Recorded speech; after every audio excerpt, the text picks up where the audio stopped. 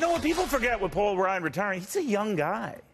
48 years old. He was, what, 42 when he was picked to be Mitt Romney's running mate in the 2012 presidential election. So he has a lot of stuff that could happen ahead of him.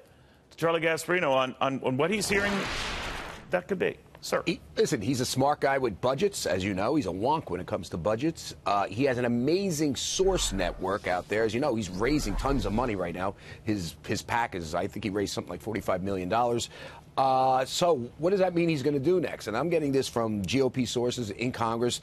They're saying that Ryan is indicating that he's likely to follow the footsteps of his fellow Republican, Eric Cantor. Do you remember Eric Cantor? Sure. And get a high-paying job in the financial industry after he leaves at the end of his term. I think he's going to finish out the term, I guess, this year.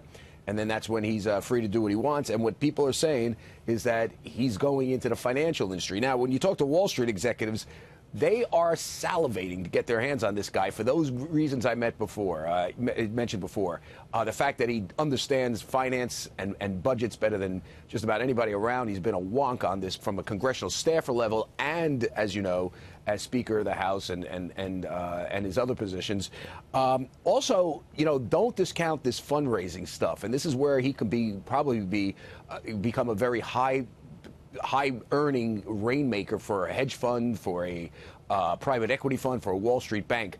When you raise as much money as he does, and he's prolific at it, you know everybody in corporate America, that's essentially investment banking. And this is what this guy could do. Combine that with his financial skills, and it's a home run. So he's indicating he's going to Wall Street. We'll see what he does. For all I know, he's going to go to a monastery somewhere, but I doubt it because he's leaving tens of millions of dollars on the table.